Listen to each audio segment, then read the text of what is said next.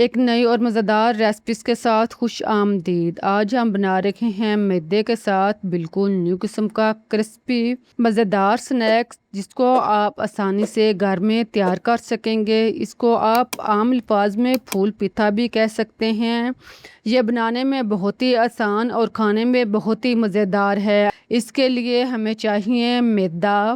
ادھر میں 1.5 پیالی میدا استعمال کر رہی ہوں۔ آپ اپنے مرضی کے مطابق میدا کم یا زیادہ بھی لے سکتے ہیں۔ اس میں آپ نمک آدھا چمچ، بیکنگ پاؤڈر 1/4 چمچ، 1 عدد انڈا، اس کو آپ اچھی طرح پھینٹ لیں اور اس کو پھر شامل کریں۔ اگر آپ کو انڈا پسند نہیں ہے تو آپ انڈے کو چھوڑ بھی سکتے ہیں، لیکن انڈا ڈالنے سے پیٹھا بہت ہی مزے کا اور پھولا ہوا تیار ہوگا۔ پھر آپ اس میں گھی یا آئل 2 چمچ شامل کریں اور اس کو اچھی طرح مکس کر لیں۔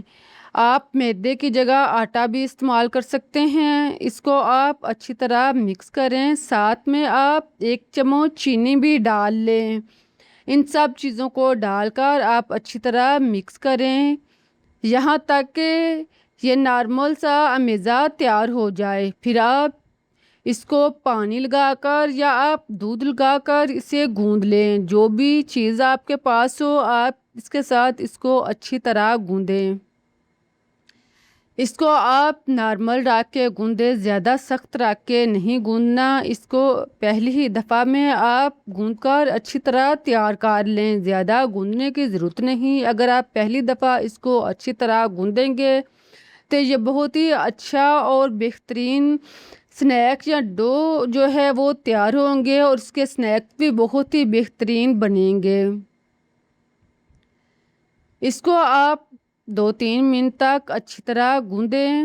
اس کے بعد آپ اس کو کور کر کے رکھ دیں، لیکن گوندتے ہوئے خیال رہے کہ اس کو زیادہ ٹائٹ رکھ کے نہیں گوندنا، سخت رکھ کے نہیں گوندنا۔ اب آپ اس کو اوپر گھی لگا دیں اور اس کو کور کر کے رکھ دیں۔ آپ اس کو پلاسٹک موم میں کے کاغذ میں بھی اس کو رکھ سکتے ہیں۔ 10 منٹ کے لیے اسے ریسٹ چھوڑ دیں۔ اب آپ اس طرح کا ایک گتے کا کوئی بھی کاغذ لے لیں، اس کو آپ سائڈوں سے کاٹ لیں۔ کاغذ جو ہے وہ تقریباً 3 انچ لمبا ہونا چاہیے۔ آپ چاہیں تو اس کو چھوٹے سائز کا بھی رکھ سکتے ہیں۔ اس کو آپ تقریباً اس طرح سے کونوں سے کاٹ لیں اور اس کا آپ اس طرح سے سانچہ سا تیار کر لیں۔ یہ بنانے میں بہت ہی آسان ہے۔ اس طرح سے آپ گھر میں بنائیں گے تو اس سے وقت بھی بچے گا اور آپ کا خرچہ بھی کم ہوگا۔ دیکھیں 2 آپ بنا لیں تاکہ ایک خراب ہو جائے تو بعد میں آپ دوسرا یوز کر سکیں۔ اس طرح سے اس کو بنانے کے بعد اب آپ آٹا دیکھیں تیار ہو چکا ہے۔ اس کو دوبارہ سے 1 سے 2 دفعہ گوندھ لیں۔ اس کو گوندنے کے بعد اب آپ اس کو چھوٹے چھوٹے ٹکڑوں میں تقسیم کر لیں تاکہ بیلنے میں آسانی رہے۔ آپ اس کا بڑا سا ٹکڑا بھی بنا سکتے ہیں، لیکن اگر آپ اس کو چھوٹے ٹکڑوں میں تقسیم کر کے اس کا پیڑا بنائیں گے تو آپ آسانی کے ساتھ اس کو بیل سکیں گے۔ اس کے 3-4 پیڑے بنا لیں اور اس کو آپ اس طرح سے نارمل سائز کا رکھ کر عام پیڑے کی طرح تیار کر لیں۔ اسی طرح آپ باقی پیڑے بھی تیار کریں۔ ایک پیڑا اس میں آپ ریڈ فوڈ کلر تھوڑا سا شامل کریں اور اس کو آپ اس میں اچھی طرح مکس کریں تاکہ کلر جو ہے وہ اس کے اندر جذب ہو جائے۔ اس کو خوب اچھی طرح میش کریں اور اس کا کلر آنے تک آپ اس کو اچھی طرح گوندیں۔ جتنا آپ اس کو اچھا گوندیں گے، جتنا آپ اس کو اچھا میش کریں گے، اتنا ہی کلر جو ہے وہ تیز ہوتا جائے گا اور دیکھنے میں بہترین محسوس ہوگا۔ اگر آپ کو کلر پسند نہیں ہے تو آپ چھوڑ بھی سکتے ہیں، لیکن کلر سے سنیک جو ہے، پھول جو ہے وہ خوبصورت لگے گا اور بہت ہی بہترین تیار ہوگا۔ آپ اس کو سادہ وائٹ آٹے سے بھی تیار کر سکتے ہیں۔ خوبصورتی کے لیے آپ کلر ڈال سکتے ہیں۔ اس کو آپ خوب اچھی طرح میش کریں، ہاتھوں میں آپ اسے فولڈ کریں۔ جتنا آپ اسے فولڈ کریں گے اتنا ہی یہ خوبصورت ہوتا جائے گا۔ پھر آپ اس کا پیڑا بنا لیں اس کو آپ ایک سائڈ پر رکھ دیں۔ اب آپ ایک پیڑا لیں، اس کے گرد آپ خشک آٹا لگا لیں تاکہ بیلنے میں آسانی ہو۔ اب آپ اس کو اچھی طرح بیل لیں۔ اس کو آپ جتنا پتلا رکھ کے بیلیں گے اتنے ہی سنیکس جو ہیں، پھول جو ہے وہ بہترین تیار ہوگا، زیادہ پھولے گا اور کرسپی بنے گا۔ لیکن اگر آپ اس کو زیادہ موٹا رکھ کے بیلیں گے تو پھول جو ہے وہ صحیح طرح سے تیار نہیں ہوگا اور دیکھنے میں اچھا نہیں لگے گا۔ جتنا آپ اس کو پتلا رکھ کے بیلیں گے اتنا ہی پھول فرائی کر کے بہترین تیار ہوگا۔ اس طرح سے اس کو بیلنے کے بعد اب آپ اس کے اوپر ایک سائڈ پہ جو ہم نے سنیکس جو سانچہ تیار کیا تھا وہ آپ اس کے اوپر رکھیں۔ اس کو آپ سائڈوں سے چھری کے ساتھ یا کسی بھی چاقو یا کٹر جو بھی چیز آپ کے پاس کاٹنے والی ہو آپ اس کے ساتھ اس کو کاٹ لیں۔ اس کو آپ اسی طرح چاروں سائڈ سے اسی طرح کاٹتے جائیں۔ کاٹنے کے بعد نشان لگانے کے بعد اس کو اٹھا کر ساتھ رکھیں اور پھر آپ اس کو اس طرح کاٹ لیں۔ اس طرح سے آپ اس کو ساتھ ساتھ رکھتے جائیں اور اس کو آپ کاٹتے جائیں۔ کاٹتے ہوئے اگر تھوڑا سا آگے پیچھے بھی ہو جائے تو کوئی مسئلہ نہیں۔ یہ جب آپ فرائی کریں گے تو ڈیزائن جو ہے وہ خود بخود ہی پھول کر کور ہو جائے گا، اتنا نمایاں نہیں ہوگا۔ اس طرح آپ اس کو آسانی سے اور بلا جھجھک اس کے اوپر رکھ کے کاٹتے جائیں۔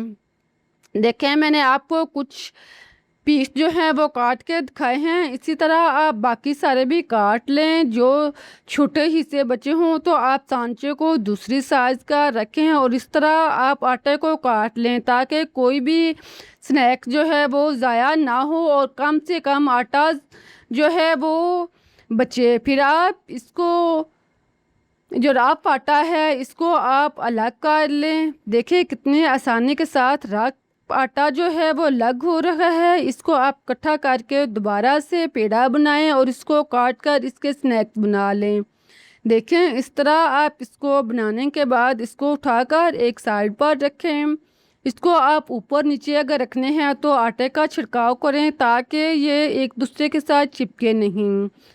یہ وائٹ سارے تیار کرنے کے بعد اب آپ ریڈ پیڑے کو بھی اسی طرح بیل لیں۔ جس سائز کا آپ نے وائٹ بیلا تھا اسی طرح آپ ریڈ کو بھی پتلی سی روٹی کی طرح بیل لیں اور پھر آپ اس کے اوپر یہ سانچہ رکھ کے اس کے آپ سنیکس جو ہیں وہ نکالتے جائیں۔ اسی طرح اس شیپ کے آپ ریڈ سنیکس بھی نکال لیں، لیکن ریڈ سنیکس جو ہیں اس کی ہمیں ضرورت کم پڑے گی اور وائٹ سنیکس جو ہیں اس کی ہمیں ضرورت زیادہ پڑے گی۔ اس لیے ریڈ جو ہے وہ صرف ہم نے ایک چھوٹی سی روٹی تیار کی ہے، اس کے اندر سے جو سنیکس نکالیں گے وہی کافی ہوں گے۔ اسی طرح آپ اس کو رکھتے جائیں اور اس کو آپ کاٹتے جائیں بلا جھجھک۔ آپ اس کو کاٹ لیں، اگر خراب ہو جائیں تھوڑا ٹیڑھا ہو جائے تو کوئی مسئلہ نہیں۔ اس کو کاٹنے کے بعد آپ اس کو ایک سائڈ پر رکھیں۔ یہ کام سارا ختم کرنے کے بعد اب میں آپ کو اس کا ڈیزائن بنا کے دکھاتی ہوں۔ اس کے لیے آپ ایک ریڈ پیس لیں، اس کے اوپر آپ آٹے کا میزہ اس میں تھوڑا سا پانی ڈال کر اس کا میزہ تیار کر لیں۔ درمیان میں آپ ہاتھ کی انگلی کے ساتھ یا چمچ کے ساتھ وہ لگائیں، پھر سائڈوں پہ آپ خشک آٹا جو ہے وہ چھڑکیں۔ اس کے اوپر آپ وائٹ سنیکس جو ہے وہ رکھیں، اس کے اوپر پھر آپ آٹا لگائیں اور درمیان میں آپ گیلا آٹا میزہ جو ہے تیار کیا وہ لگاتے جائیں اور سائڈوں پہ آپ خشک آٹا لگاتے جائیں تاکہ یہ ایک دوسرے کے ساتھ چپکے نہیں اور فرائی کرتے ہوئے یہ خود بخود ہی الگ ہو جائے۔ اگر یہ چپکیں گے تو بعد میں الگ ہونا مشکل ہو جائے گا، اس لیے آپ آٹے کا چھڑکاؤ ضرور کریں۔ اس طرح آپ 6-7 وائٹ پتیاں جو ہیں وہ آپ اس کے اوپر رکھتے جائیں۔ آپ اس کی مقدار کو کم یا زیادہ بھی کر سکتے ہیں، اس کی تعداد کو آپ اپنی مرضی سے کم یا زیادہ بھی کر سکتے ہیں، لیکن جتنی آپ زیادہ رکھیں گے اتنا ہی پھول جو ہے وہ خوبصورت بنے گا۔ دیکھیں ادھر میں نے 8 سے 10 پتیاں استعمال کی ہیں، آپ اپنی مرضی کے مطابق ان پتیوں کی تعداد جو ہے وہ زیادہ یا کم بھی رکھ سکتے ہیں۔ ایک بنڈل کو تیار کرنے کے بعد آپ دوسرا بنڈل بھی اسی طرح تیار کر لیں۔ دیکھیں اسی طرح آپ پہلے عمل کے ساتھ پہلے ریڈ پتی لیں، اس کے اوپر آپ 6-7 वाइट पत्तियां रखें, दरमियान में आप अमेज़ा लगाएं और साइडों पे आप आटे या मैदे का छिड़काव करते जाएं। इसी तरह आप इसको बंडल की शक्ल में बना लें। रेड एक पत्ती नीचे और एक पत्ती आप ऊपर लगाएं। इस तरह से आप इसको बंडल की शक्ल में बनाएं। देखें, 2 हमने बंडल जो हैं वो तैयार किए हैं, जिनके दोनों साइड पे रेड पत्तियां हैं और दरमियान में 6-7 वाइट पत्तियां हैं। इनको बनाने के बाद आप इसको हल्के हाथों से दबा लें। अब मैं आपको इसका डिज़ाइन बना के दिखाती हूँ। इसको आपने गौर से देखना है। अगर यहाँ से रेसिपी ख़राब हो गई तो सारी मेहनत जो है वो ख़राब हो जाएगी। अब आपने जिधर अमेज़ा लगाया था, दरमियान से आप इसको आधा काटना है, फुल काटना नहीं है। इसको कट लगाएं और कट लगाने के बाद आप आटे का अमेज़ा जो है इसको आप साइडों से लगा दें।